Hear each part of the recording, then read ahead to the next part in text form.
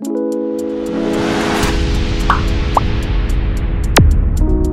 mo, pag artista ka talaga, no? Aalagaan mo yung itsura mo. Tama. Yung mga artista, nilalabanan nila ang edad. Di ba? Nagkakaroon lang sila ng edad o tumataas ng edad nila, depende sa role na ginagampanan nila. Correct. Kaya pag ang isang artista ay gumalat na, oh, Piolo, anak mo to ilang taon? 20 na. Tanda ko na.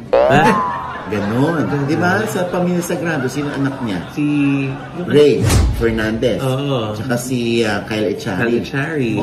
Medyo doon. Depende sa edad ng magiging anak na karakter. Pag palit pang bata yan, pwedeng 18 lang yung nanay o tatay.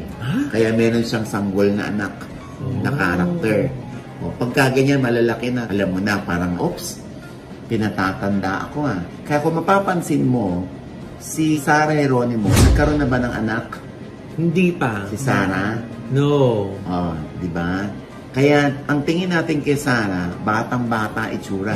Kasi hindi natin siya nakita na naging nanay sa pelikula. Oo nga. O sa teleserye. Oo. Di ba? Yung pinaka-mature lang na ginampanan ni Sarah ay yung ikakasal siya. Yung parang meron ako na anong pelikula, parang ikakasal siya So, yung mga ganon, ako as a manager, no? Kasi pag tumanggap ka ng role na umiinom ng alak, nakakatanda yan. Yung ikakasal, nakakatanda yan. Yung pumayag na maging nanay sila. Yung hindi pa lumalabas ang anak, buntis pa lang sila. Nakakatanda rin yan. Nakakadagdag ng edad yan. Lalo na nung lumabas na yung bata o sanggol na siya, nakakadagdag din ng edad yan. Kahit 17 years old yung artista, pag yung character na ginampanan niya, buntis siya, parang nasa 20s na, iniisip na ng mga tao yun. Kami si Liza Soberano.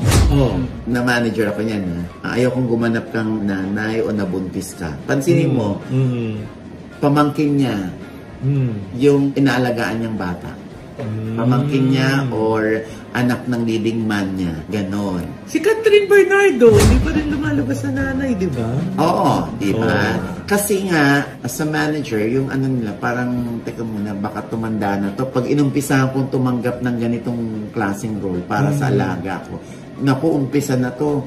Kung ngayon, isa lang anak niya, sa susunod na pelikula, dalawa na yung anak nito. Sa susunod na pelikula, binata na o dalaga na yung anak nito. So, hindi ka tumatanda according to your birthday.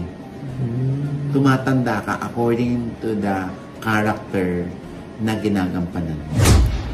Ganun pala yun. Alam, sa meron ka showbiz. idea. Oo. Alam na.